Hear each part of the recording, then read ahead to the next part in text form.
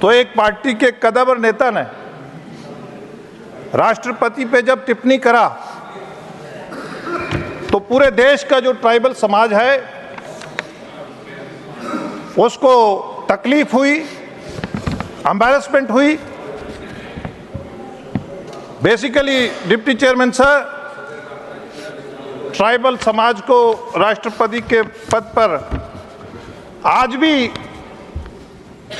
जो दल सत्ता में रहे हैं वो बर्दाश्त नहीं करते हैं। पूरा हाउस इसको कंडेम करता है।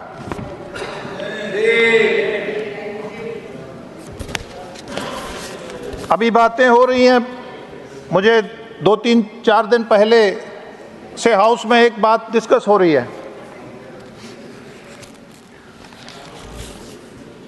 भारत की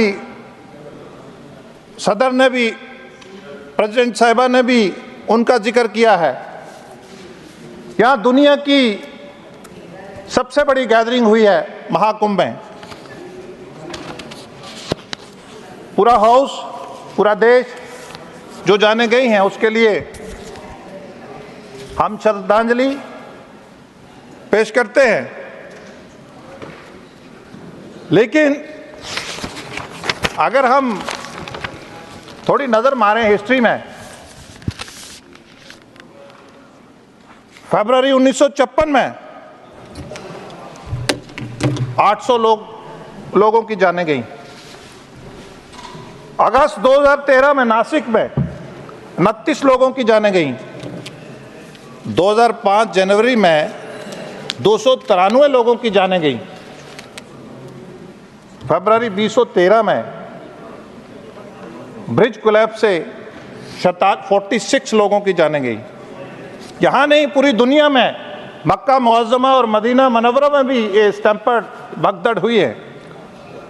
वहाँ 87 में 400 मौतें हुई, 94 में 270 मौतें हुई, अप्रैल 9 1998 में 118 मौतें हुई, मार्च 5 2001 में 35 मौतें हुई, फरवरी 11 2003 में 14 मौतें हुई और सितंबर 24 2015 में 717 लोगों की जानें गई और 865 लोगों की मौतें हुई।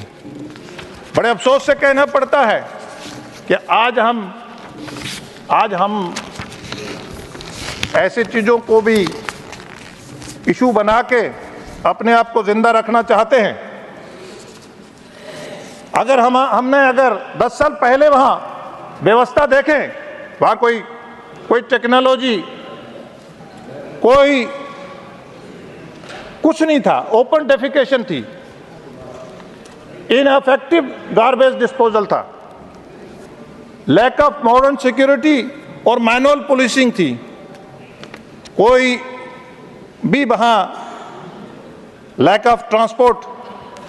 लेकिन अगर 2014 के बाद देखें तो 4200 करोड़ रुपया उससे इंफ्रास्ट्रक्चर बनाया गया, मॉडर्न सिटी टाइप टेंट बनाए गए, artificial drone, CCTV, crowd monitoring, modular toilet, sewage treatment plant, ताकि हमारा रिवर जो है वो पोल्यूट ना हो, facial recognition, quick response system, increase number of police personal और कुंभ ऐप और डिजिटल नेविगेशन और डेडिकेटेड रेलवे और बसेस का इस्तेमाल हुआ। इस पे भी ज़रा नज़र डालिए। ये मैं अपोजिशन के नेताओं से कहूँगा। इसके साथ साथ अभी हमारे कुछ दोस्तों ने बात करी है कि अल्पसंख्यक समाज के लिए बड़े आंसू रोए हैं। अभी तलाक की बात कर रहे थे। अरे इंडिया, पाकिस्तान, बांग्लादेश में वाहिद शख्स है नरेंद्र मोदी जिसने ट्रिपल तलाक जो कुरान कहता है वो वाला इंप्लीमेंट करा। जरा पढ़ने की जरूरत है, पढ़ना चाहिए हमें। अभी वक्फ की बात हो रही थी। पूरा देश मानता है 2024 प्रपोज एक्ट जो है वो मानता है कि वक्फ जो है उसमें ट्रांसपेरेंसी होगी, वाकिफ की मंशा के खिलाफ नहीं होगा। लेकिन मुतवल्ली अकेला ही बेच दे प्रॉपर्टी को, उसके पास किसने, जब खुदा को दे दी, गॉड को दे दी, तो मुतवल्ली के पास क्या राइट है? क्या देश का वजीर आजम देखता रहेगा कि इतने बड़े समाज की आप प्रॉपर्टीज को लूट खसूट करेंगे? क्या आर्टिकल 26 यही कहता है कि आप बाड़ी खेत को खाते चलो? इतना बड़ा एहसास आप बोलते हैं रेलवे डिफेंस के साथ जोड़ते हैं। कहां है इंस्टीट्यूशन 70 सालों में? कहां है अस्पताल? कहां यूनिवर्सिटियां बनी? कहां वक्फ की प्रॉपर्टी को खाया? आज देश के वजीर आजम आपसे 70 साल का हिसाब लेने वाले हैं। बड़ी बड़ी बातें होती है, संभल की बात भी हुई। अरे पहले हमने उनको अनपढ़ रखा, वोट बैंक तक रखा, पहले उनका वोट लिया, फिर उनको उकसाया, फिर उनको उकसा के अपनी रोटी सेकी। बड़े अफसोस की बात है कि उनकी वेलफेयर के लिए बात करते, आपने 70 तक उनके कल्चर को खत्म करा। किसी बदमाश का रोल हो वो दिया, उसको इलिटरेसी से जोड़ा, अनपढ़ता से जोड़ा, उसको देश का नागरिक नहीं बनने दिया, उसको देश की डेवलपमेंट का हिस्सा नहीं बनने दिया। ये बड़े अफसोस की बात है। और 90 के बाद आपने टेररिज्म के साथ जोड़ा। ऐसे कैसे?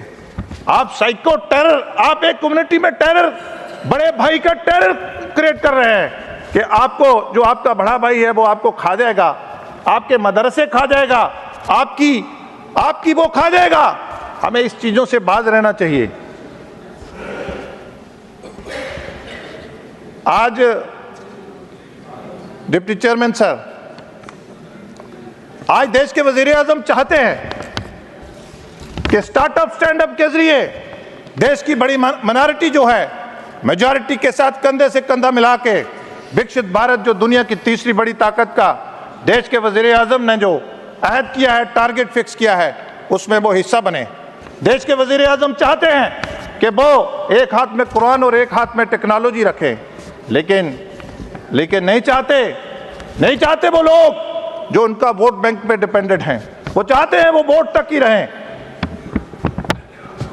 इसलिए देश के वजीर आजम ना अपीस करते हैं ना टीस करते हैं, कोई डिस्क्रिमिनेशन पॉलिसी मेकिंग पे नहीं है।